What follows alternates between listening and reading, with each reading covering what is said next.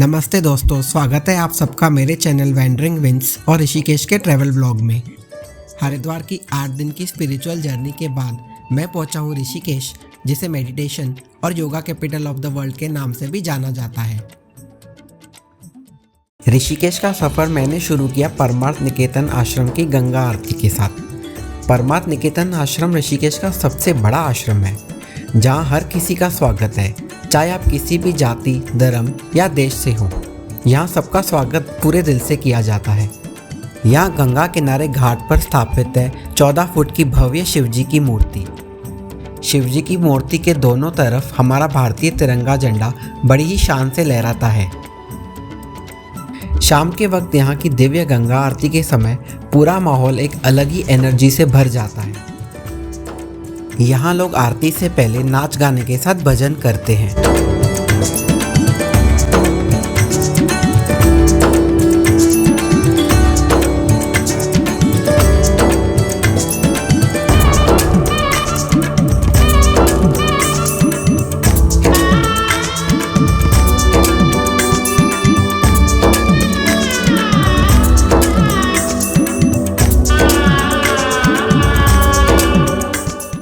चलिए अब आपको महसूस कराते हैं उस दिव्य गंगा आरती के अनुभव को, जिसकी वजह से यहाँ लोग बार बार आते हैं।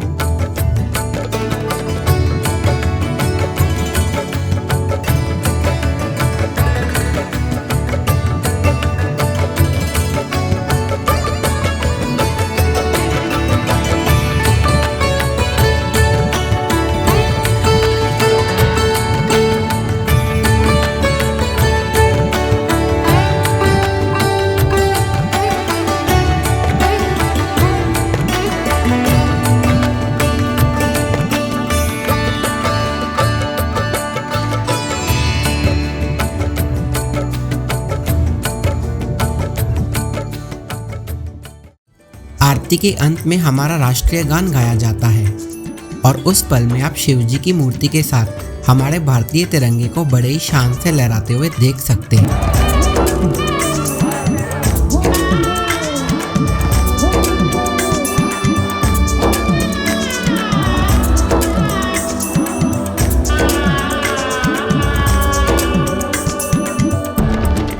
ये नज़ारा बहुत ही खास है। इस मोमेंट पे आपको भारतीय होने का गर्व महसूस होता है। ये मोमेंट आपके दिल को छू देता है, क्योंकि भक्ति और देशभक्ति दोनों का एहसास आप एक ही पल में महसूस करते हैं। आरती के बाद रात के समय परमार्थ निकेतन का घाट एक अलग ही रूप में चमक उठता है। लाइट से सजा हुआ घाट और रात में बहता गंगा का पानी एक खूबसूरत नज़ारा बना देते हैं। मैं मन की शांति और पूरी श्रद्धा के साथ शिव जी को प्रणाम करते हुए दिया माँ गंगा में छोड़ता हूँ।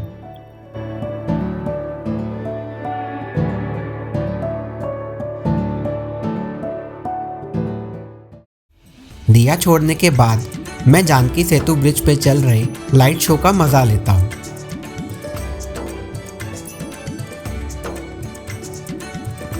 ये शाम मेरे ऋषिकेश यात्रा की सबसे बेस्ट थी। अगर आप ऋषिकेश आएं तो परमार्थ निकेतन की दिव्य गंगा आरती जरूर महसूस करें। अगले दिन सुबह को मैं निकल पड़ा जानकी सेतु ब्रिज को नज़दीक से देखने के लिए। परमार्थ निकेतन आश्रम तक पहुंचने के लिए लोगों को यही ब्रिज से पास होना पड़ता है। ये ब्रिज सीता जी के नाम पर बना है और माना जाता है कि यह वही जगह है जहां सीता जी ने भगवान राम के साथ गंगा को पार किया था। जानकी सेतु की सबसे खास बात मुझे यहाँ बनी हनुमान जी की पेंटिंग लगी, जो तुरंत आपका ध्यान खींच लेती है।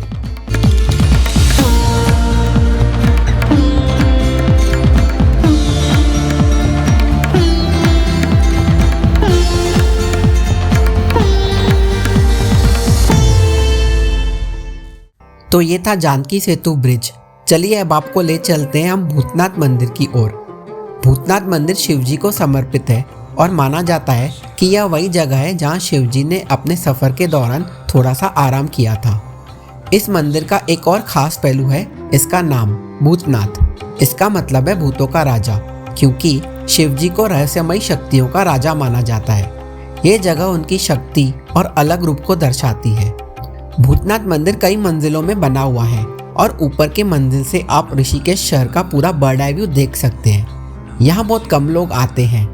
अगर आप शांति और कुछ अलग अनुभव चाहते हैं तो ये जगह आपके लिए एकदम परफेक्ट है।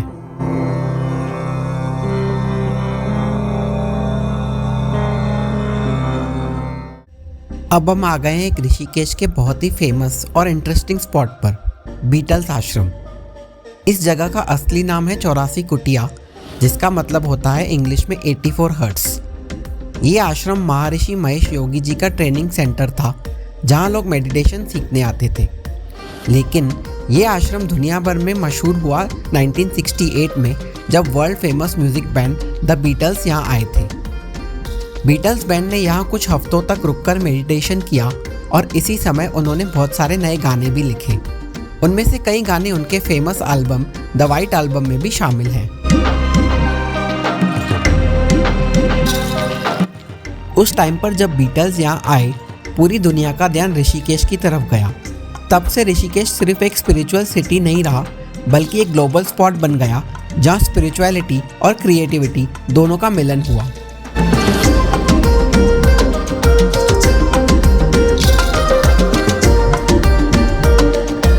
आज ये आश्रम एक हेरिटेज साइट के रूप में खुला हुआ है।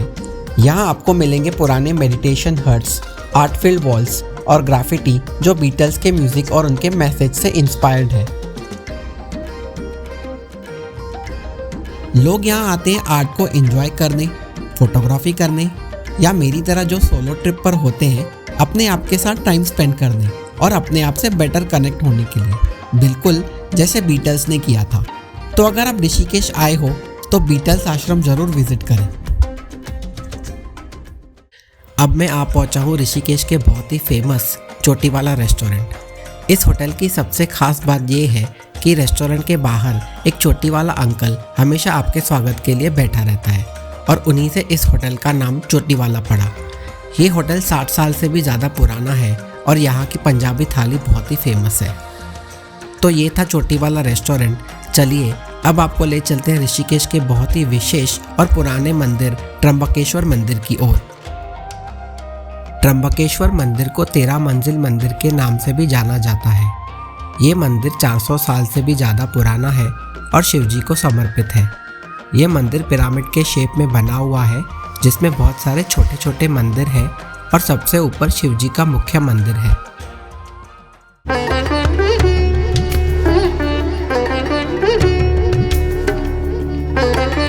अगले दिन सुबह को चाय पी के मैं निकल पड़ा गोवा बीच की ओर। ये बीच का नाम एक्चुअली गोवा बीच रखा गया है, लेकिन है ऋषिकेश में। नाम भले गोवा बीच हो, पर यहाँ आके आपको गोवा वाली बिल्कुल फीलिंग नहीं आती। ये जगह बहुत ही ज़्यादा शांत और बिल्कुल अलग वाइब देती है। यहाँ पर लोग अक्सर मेडिटेशन और योगा करने, गंगा स्नान करके प्रार्थना करने या फिर भीड़ भाड़ से दूर थोड़ा शांति में टाइम स्पेंड करने आते हैं। आप यहाँ सुकून से बैठकर गंगा की लहरों की आवाज़ भी सुन सकते हैं।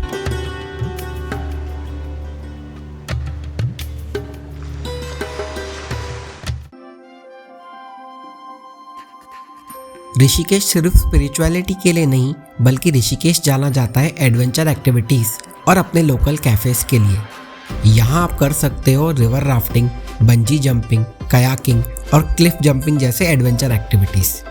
ऋषिकेश के कैफ़ेज़ का भी एक अलग ही मज़ा है। यहाँ का कैफ़े कल्चर कैजुअल और फ्रेंडली है। दोस्तों के साथ गाना गाना, डांस करना या बस गंगा किनारे का व्यू का सुकून महसूस करना, ये सब यहाँ का पार्ट है। ऋषिकेश के कैफ़े आपको एक ऐसा ब्रेक देते हैं जहाँ एडवेंचर और स्पिरिचुअलिटी के बीच की परफेक्ट बैलेंस मिलती है।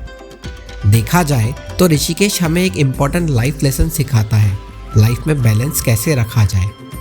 सोचिए, ऋषिकेश के एक तरफ है मंदिर, आश्रम, पवित्र माँ गंगा योगा और मेडिटेशन का माहौल, और दूसरी तरफ है थ्रिलिंग एक्टिविटीज़ जैसे गंगा में river rafting, bungee jumping, camping. यहाँ आप सुबह को गंगा किनारे योगा और मेडिटेशन कर सकते हो, फिर दोपहर को रिवर राफ्टिंग, शाम को दिव्य गंगा आरती अटेंड कर सकते हो और रात को लोकल कैफेज में एकदम चिल कर सकते हो। ऋषिकेश ने मुझे सिखाया है भक्ति के बीच भी मस्ती हो सकती है।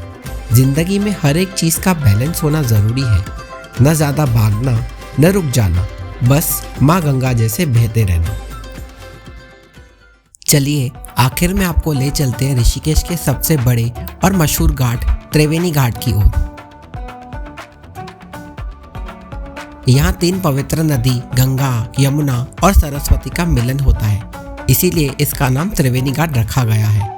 लेकिन यहाँ सिर्फ नदियाँ नहीं मिलती, यहाँ अलग अलग देश, भाषा, जात, धर्म के लोग एक साथ आते हैं एक ही मकसद के साथ, महागंगा आरती को एक्सपीरियंस करने। अगर देखा जाए तो पूरे भारत में गंगा आरती एक कल्चरल एक्सपीरियंस है जो हमारे भारतीय कल्चर को दर्शाती है। यहाँ लोग आरती के बाद नाच गाने के साथ एक जॉयफुल और स्पिरिचुअल एनर्जी क्रिएट करते हैं। तो चलिए आपको भी इस महागंगा आरती और आरती के बाद के अनुभव को महसूस कराते हैं।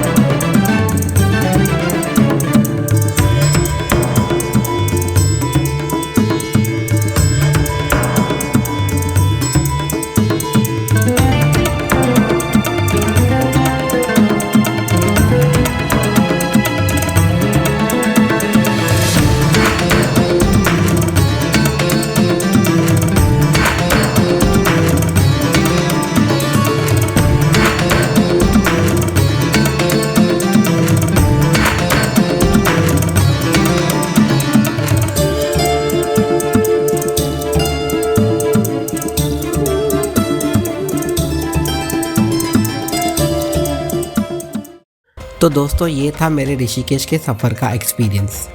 अगर आपको ये व्लॉग मेरा अच्छा लगा हो और आपका वक्त बिल्कुल ज़ाया नहीं गया हो तो प्लीज़ ये वीडियो को लाइक और मेरे चैनल को सब्सक्राइब ज़रूर करें। कमेंट में ज़रूर बताएं कि आपको ऋषिकेश की कौन सी जगह सबसे बेस्ट लगी। चलिए जल्दी मिलते हैं अगले व्लॉग में एक नए शहर और एक नए एक्सपीरियंस के साथ। तब तक के लिए bye bye and take care.